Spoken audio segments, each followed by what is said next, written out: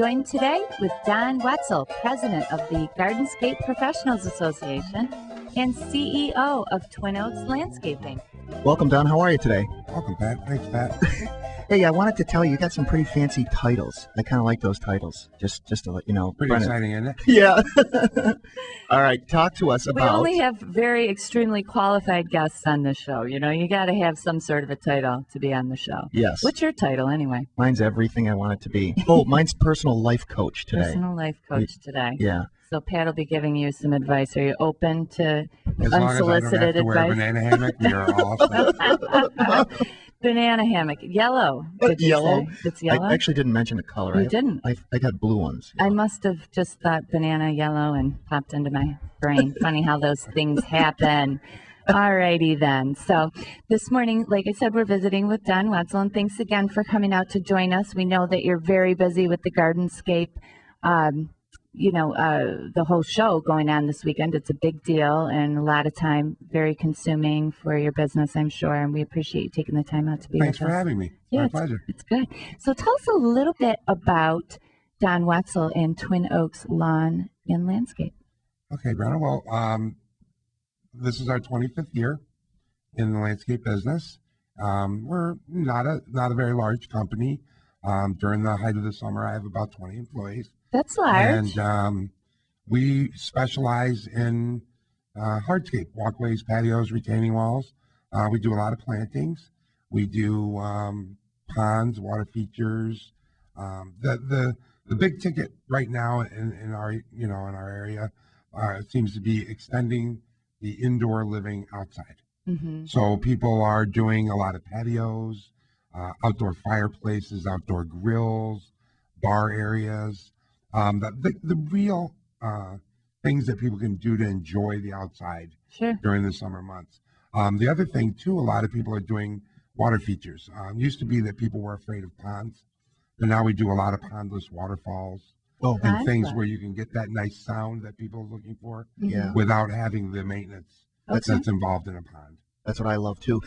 I know a little bit about the pondless water feature. I know you're curious, right? I am. I can tell by the tone of your voice. Don, give us a little quick description of, an explanation of what a pondless waterfall is. I know, but I want you to kind of explain it briefly to. How do you know? Because I research this stuff. I put my own water feature. The waterfalls in the backyard. You have a pond. But I just. It's not a pondless water feature. No, but I know what a pondless via my research is. All right. Really, there are an awful lot of water features. Yeah. They run the gamut. The pondless waterfall really is exactly what it sounds like. It is the waterfall is part of a pond without the pond itself. There's a tank in the ground. The water comes down the waterfalls, goes into the tank, and is recirculated back up. Mm-hmm. So you don't. The great thing about a pond is that it's an ecosystem, and you're going to really enjoy all the different parts of that ecosystem. But there's a lot of work involved in that. Yes. Mm-hmm.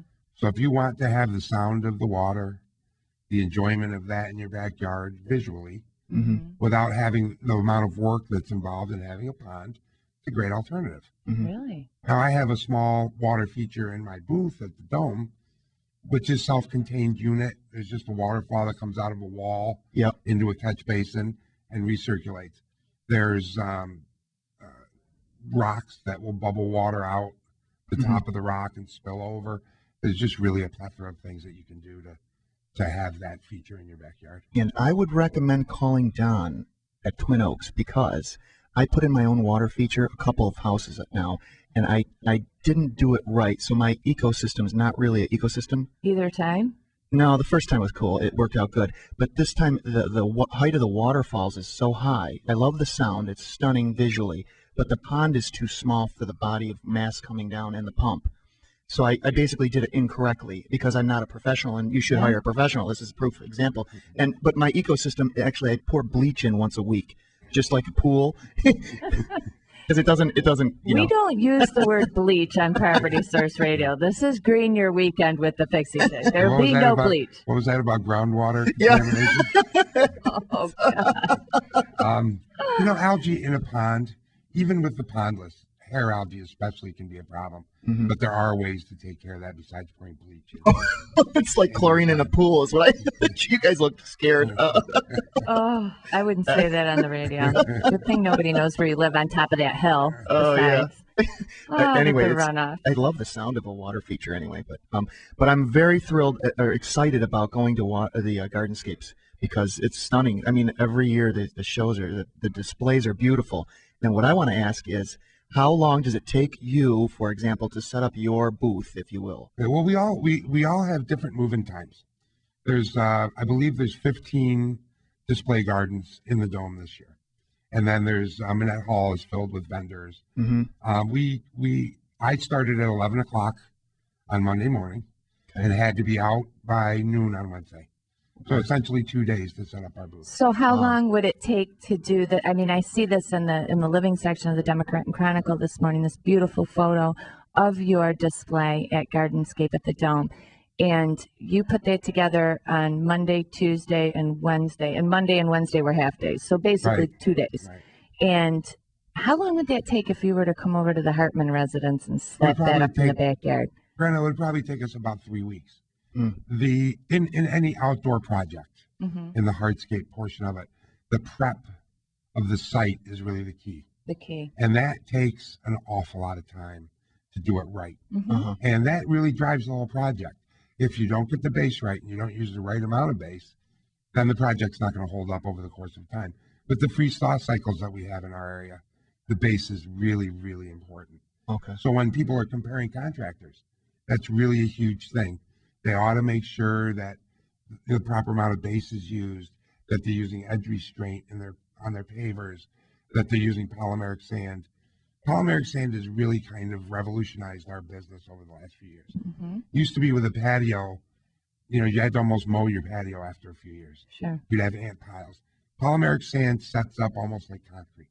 Oh. So we sweep it into the joints Yep. on the pavers. Not that you won't ever get a weed in it, but you very, very seldomly. You're not going to get ants. Mm-hmm. But the beauty of this product is if you ever need to make a fix, you wet it down, it softens back up.